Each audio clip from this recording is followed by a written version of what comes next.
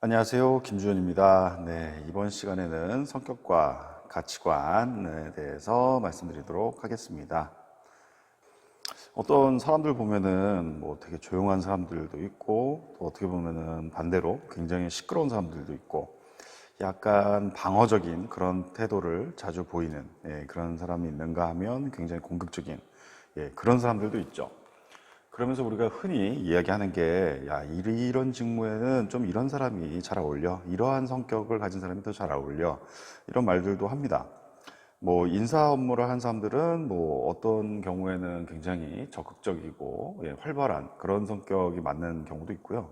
또 어떤 경우에는 굉장히 조용하면서 아주 분석적인 그런 성격을 가진 사람이 더 낫다라고 할 때들이 있는데요.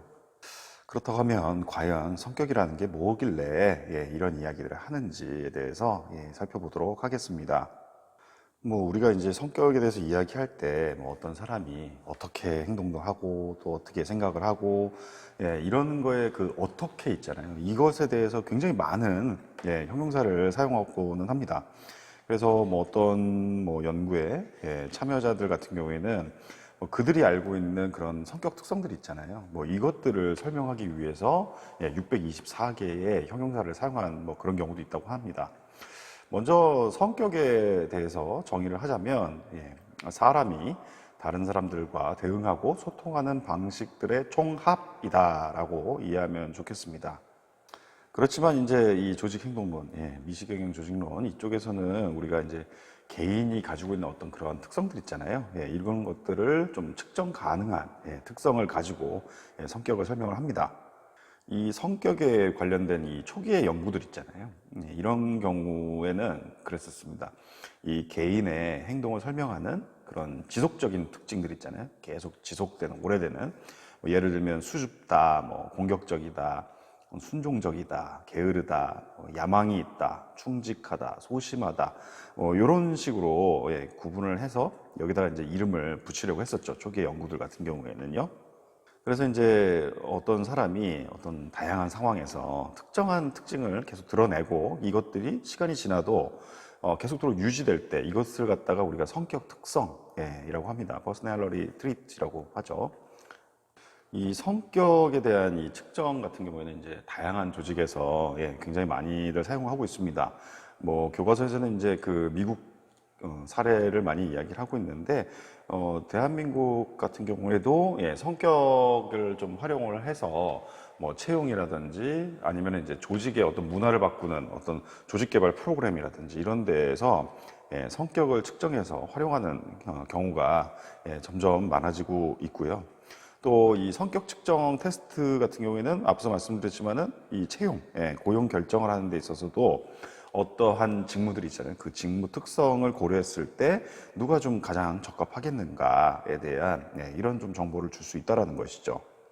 그래서 이제 성격을 측정하는 뭐 여러 가지 방법이 있겠지만은 이제 가장 흔한 방식이 뭐 예를 들면 나는 미래에 대해서 고민을 많이 한다와 같은 이런 문장을 주잖아요. 그럼 여기에 대해서 나는 어떻게 생각한다, 나는 어떻다라고 하는 이제 자기 응답식 설문을 많이 활용을 하고 있습니다. 그렇지만은 이제 앞서 말씀드렸지만 자기 응답식 그런 좀 설문을 하다 보니까 이를테면은 이 성격 테스트 결과가 어떤 채용이 되는 데 있어서 좀 영향을 준다, 뭐 사용된다라고 이제 인식하고 있는 사람도 있잖아요. 이런 사람들 같은 경우에는 뭐 성실함이라든지 정서적 안정 이런 부분에 있어서는 조금 더 높게 평가를 하다 보니까 0.5 정도 표준 편차가 발생을 한다고 합니다. 그리고 이제 이러한 응답 방식, 이러한 이제 성격 측정 방식에 또 문제점이 하나가 있는데 그게 바로 이제 정확도인데요. 뭐 예를 들면은 설문에 이제 응답하는 날이 있잖아요. 그럴 때 좀 기분이 안 좋아요. 그러면은 좀 다르게 나타날 수 있죠. 또 기분이 좋은 날하고 다를 수 있습니다. 그렇기 때문에 이 결과가 상당히 부정확할 수 있다라는 것이죠. 또 중요한 부분은 또 문화에 사람들은 영향을 많이 받다 보니까 그 문화 때문에 성격 측정을 함에 있어서도 상당한 차이를 보여준다라는 것이죠. 뭐 이를테면은 뭐 미국이나 호주 뭐 이런 국가들 같은 경우에는 이제 개인주의적인 그런 문화권이잖아요. 이런 데 있어서는 이제 자기 고향 경향이라고 해서 이제 내가 좀 더 뭐 잘났어 아니면 뭐 나를 더 이렇게 좀 업해서 생각하는 그러한 좀 경향이 있는 반면에 뭐 우리나라라든지 뭐 중국, 뭐 대만 이런 아시아권의 국가들 같은 경우에는 좀 전체주의적 문화권에 속하잖아요. 이런 경우에는 반대로 자기 축소 경향, 나를 좀 더 겸손하게 하고 나를 좀 낮추는 이러한 경향들이 있다라는 것이죠. 이게 이제 문제는 뭐냐면은 이 개인주의적 국가들 있잖아요. 아까 말씀드렸던 미국이나 뭐 호주나 이런 경우 같은 경우에는 그런 자기 고향 같은 거 있죠. 이런 것이 이 경력에 있어서 좀 나쁜 영향을 미치지 않는데 반면에 이제 뭐 겸손이 되게 중요한 우리나라라든지 이런 아시아권의 이런 전체주의적 문화권에서는 그런 이제 자기 고향이 있잖아요. 내가 되게 잘났어요. 뭐 이렇게 하는 것들이 자기 신의 어떤 경력에 있어서 악영향을 미친다라는 것이죠. 그렇지만은 이 연구 결과에 좀 재밌는 포인트가 뭐냐면은 자신에 대해서 아까 전에 이 전체주의적 그 문화권이잖아요. 우리나라라든지 뭐 중국이나 대만 이런 데에서 왜 자기 축소하는 거, 이런 좀 겸손한 거, 뭐 자신에 대해서 좀 과소평가하는 이런 부분에 있어서는 개인주의적 문화권, 아까 이제 말씀드렸던 미국이나 호주 이런 전 대뿐만 아니라 또 이런 아시아권의 이런 전체주의적 문화권 모두에 있어서 경력에 있어서 좋지 못한 영향을 미친다라는 연구 결과도 있습니다. 앞서서 이제 말씀드렸던 이제 성격에 대한 측정, 이 부분이 이제 그 자기 보고 방식으로 이제 한다라는 말씀 드렸었는데, 또 이제 관찰자가 자신이 아닌 다른 타인이 이 관찰자가 평가를 하는 경우에 이런 경우가 좀 더 정확성이 높다 이런 좀 연구 결과도 있습니다. 물론 이제 이 자기 보고 방식으로 측정했을 때와 또 관찰자가 이 평가를 했을 때 그 결과에 있어서는 서로 간에 굉장히 높은 상관관계를 보이기는 합니다만은 그래도 관찰자의 평가 결과들이 어떻게 보면은 보다 더 이 직무에 대해서 적합하다 이런 그것들을 더 잘 예측을 한다라는 결과가 있습니다. 그래서 이제 여기서 시사점은 뭐냐면은 이 성격을 측정을 할 때 자기 보고 방식으로 측정하는 것과 함께 이 관찰자 평가도 함께 사용했을 때 이 정보가 상당히 정확한 예측, 어떤 직무에 적합하다 이런 결과를 도출하는 데 있어서 아주 파워풀하다, 이러한 말씀을 드릴 수 있겠네요. 그렇다고 하면 이제 성격에 대해서 이 초기에 좀 논의들이 많이 됐었었는데 이 성격에 도대체 영향을 주는 그런 요인이 뭐냐, 결정 요인이 뭐냐, 이런 거에 대해서 이게 도대체 유전 때문이냐, 부모로부터 이렇게 물려받은 유전의 결과인지 아니면 이 사람이 속해 있는 그런 환경에 영향을 받은 그런 결과인지에 대해서 이제 논쟁이 많았었던 거죠. 결론적으로 말씀을 드리면 이 성격은 이 부모로부터 받는 그런 유전 또 영향을 미치고요. 또 환경에 대해서도 모두 다 영향을 주는 걸로 보고 있는데 연구 결과들은 이제 환경보다는 부모로부터 물려받은 유전에 좀 더 영향을 많이 받는다라고 보고 있습니다. 이 유전이라고 하는 것은 이제 그 수정에 의해서 그 수정되는 그 순간에 이 결정되는 요소들인 거죠. 뭐 예를 들면은 키 같은 거 있잖아요. 사람이 신장이 얼마나 되느냐, 뭐 얼굴, 부모님을 닮잖아요. 그런 얼굴이나 성별, 기질, 또 뭐 근육의 어떤 뭐 반사신경, 뭐 활력 수준, 뭐 바이오리듬, 뭐 이런 것들이 전부 다 이제 그 수정되는 순간에 이제 결정이 되는 거고 성격도 이제 그런 차원으로 보는 거죠. 그래서 이제 유전이 성격 형성을 하는 데 있어서 굉장히 중요하다라고 설명하는 이런 이제 연구자들 같은 경우에는 염색체에 포함한 염색체에 포함된 그런 유전자 구조 때문이다. 그렇기 때문에 이 성격은 절대로 변하지 않는다라고 이렇게 주장을 하는 경우들이 있는데 뭐 꼭 그런 것은 아니라는 거죠. 뭐 이를테면은 뭐 사람의 그런 뭐 신뢰성 있잖아요. 이런 점수들 같은 경우에는 뭐 젊었다가 좀 나이가 더 들어 뭐 결혼을 한다든지 또 뭐 경력이 쌓여 간다든지 이런 부분에 따라서 이런 점에 따라서 이제 좀 신뢰성이 상승되는 그런 경향이 있죠. 하지만은 이 신뢰성이 상승은 한다 하더라도 여전히 이제 개인들 간의 어떤 차이는 크다라고 말씀드릴 수 있겠죠. 그러면 이제 성격과 관련된 그 이론들을 좀 살펴볼게요. 먼저 이제 MBTI가 있습니다. 저도 이제 MBTI 가지고 강의를 좀 많이 하고 있는데요. 뭐 어디 뭐 기업체나 뭐 공공기관 이런 데서 하고 있는데, 이 MBTI는 그 마이어브릭스 성격 유형 지표라고도 부릅니다. 이 세계적으로 이제 가장 많이 쓰고 있는 성격 측정 도구죠. 그래서 이제 한 100가지 정도 질문으로 되어 있고요. 여기에 따라서 이제 사람들이 이 특정 상황에 대해서 어떤 식으로 느끼고 행동하는지를 묻는 겁니다. 그래서 그 답변한 것에 따라서 응답자가 이제 뭐 외향이냐 내향이냐, 또는 뭐 감각이냐 직관이냐, 사고냐 뭐 감정이냐, 판단이냐 인식이냐, 이렇게 해서 이제 네 측면을 가지고 양쪽 양 두 축으로 요 유형을 좀 나누는 것이죠. 그래서 이제 외향과 내향을 먼저 보면은, 외향적인 사람들은 이제 이런 거예요. 활발하고 뭐 사교적이고 뭐 자기 주장도 강하고 이런 사람이고, 내향적인 사람들 같은 경우에는 좀 조용하면서 소극적이기도 하고 이런 특징을 가지고 있다는 것이죠. 이 감각하고 직관 같은 경우에는요, 이 감각형 쪽은 이제 좀 현실적이고 좀 일상적인 거, 이런 거, 또는 뭐 질서 이런 것들을 선호하고요. 이 아주 세부적인 상황들, 디테일한 것들, 이런 것에 집중을 하는 경향이 있습니다. 반면 이제 직관형에 있는 사람들 같은 경우에는 어떤 무의식적인 거, 뭐 영감, 이런 것들을 좀 중요시하는 그런 경향이 있고, 좀 나무보다는 숲을 보는, 또 어떤 사람의 어떤 잠재력, 뭐 이런 것들을 보는 그런 경향이 있습니다.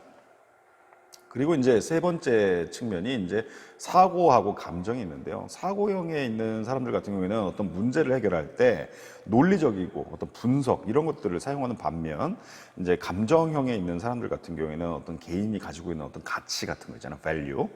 그리고 뭐 감정 이런 부분에 많이 의존을 한다고 합니다.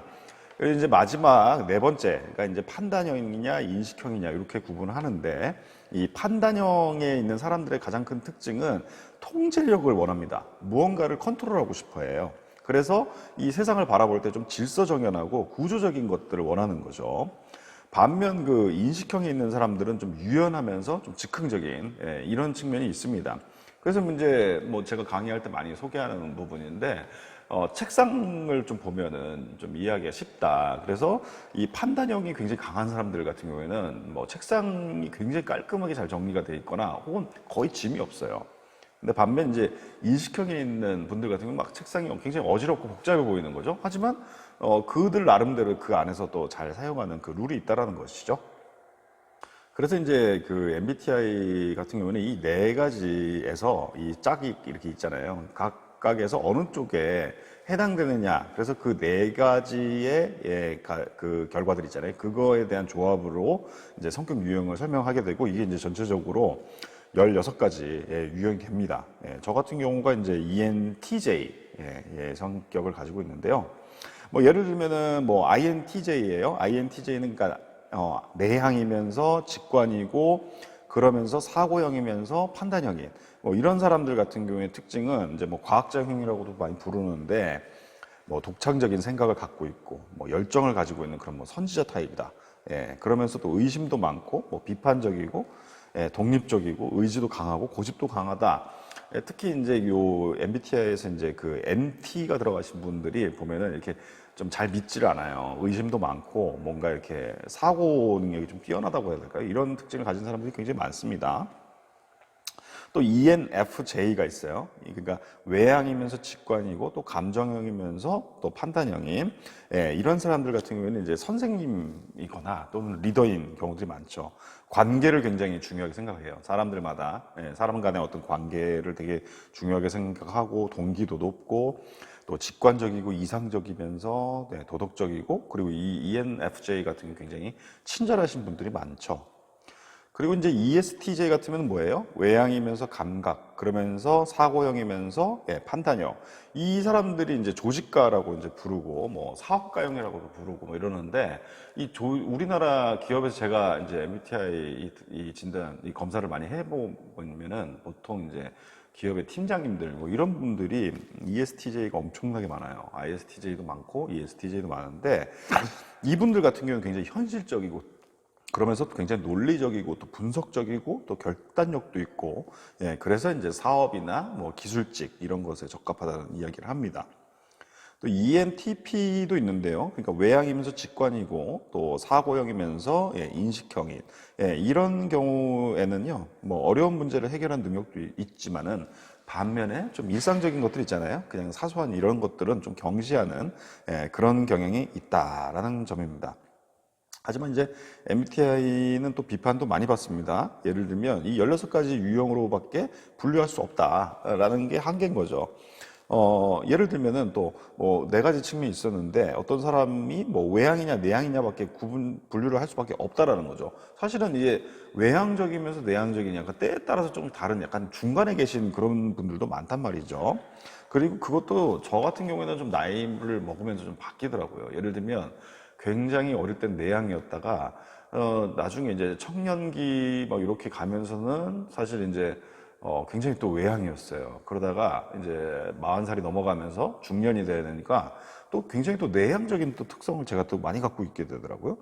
그러면서 이제 지금은 어떻게 보면은 외향이라고 하기도 조금 애매하고 내향이라고 하기도 애매한, 물론 약간 외향에 더 가까운 뭐 그런 편이긴 한데, 이런 식으로 이제 중간지대가 좀 존재하지 않는다라는 그런 좀 비판을 가지고 받고 있습니다.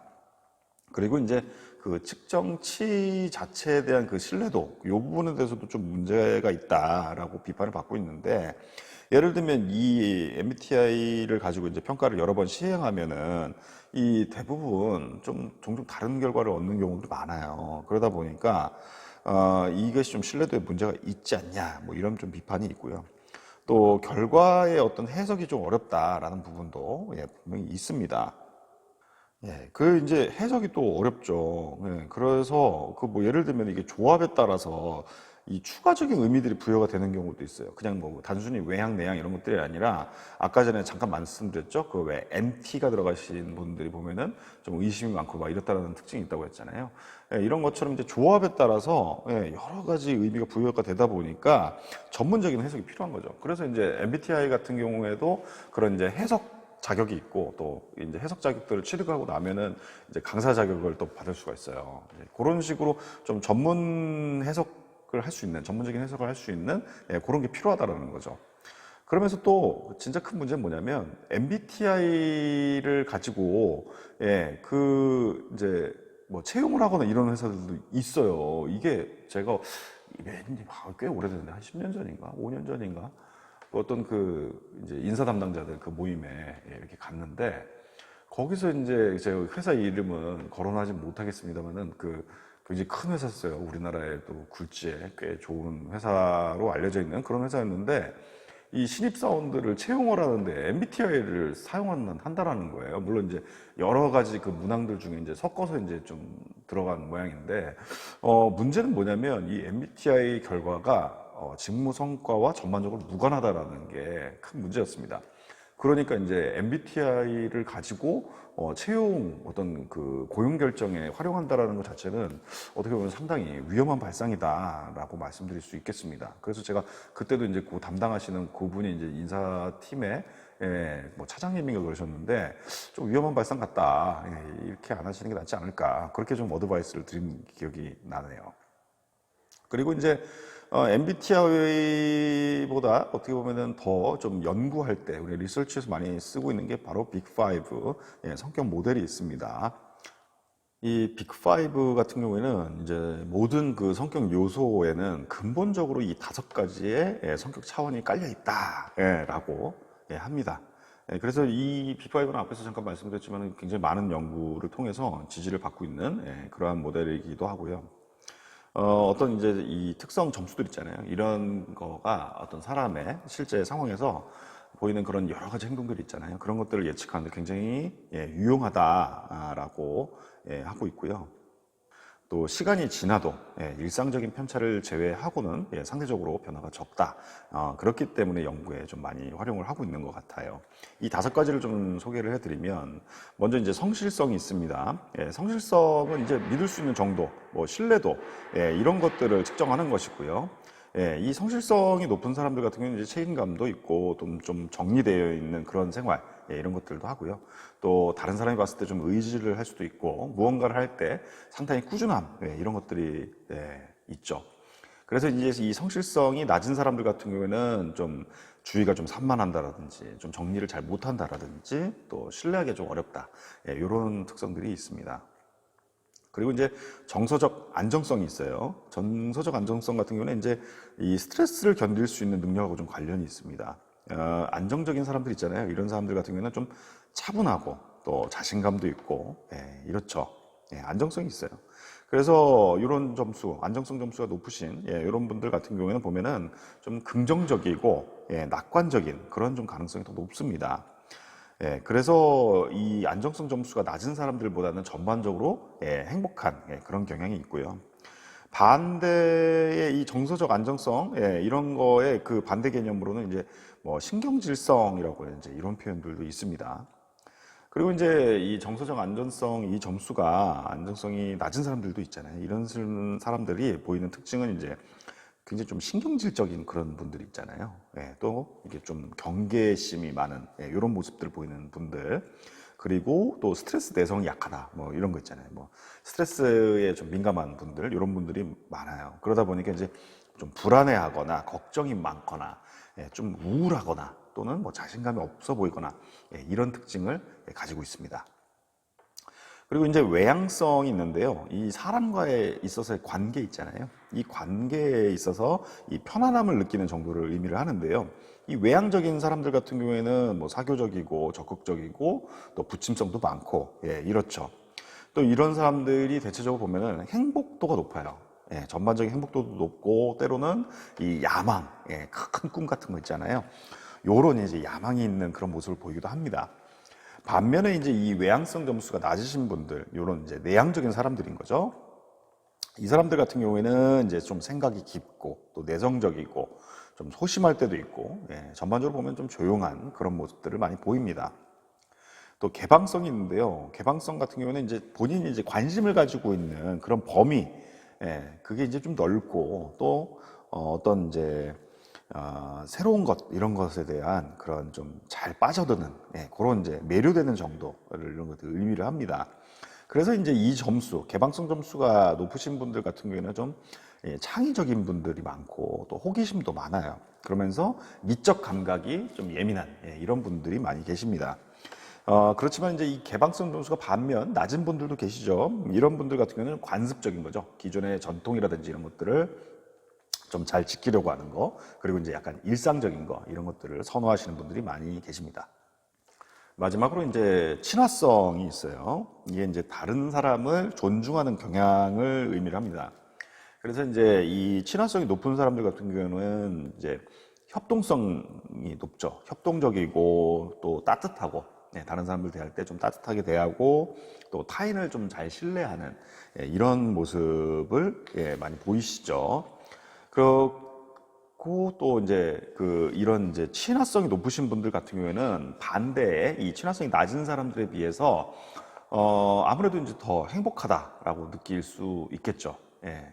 그리고 뭐 하지만 이제 이 부분이 좀 중요한 거는 이들이 어떻게 보면 실제로 더 행복한 건 아니에요. 그렇지만 이제 느끼는 게 그렇다는 거죠.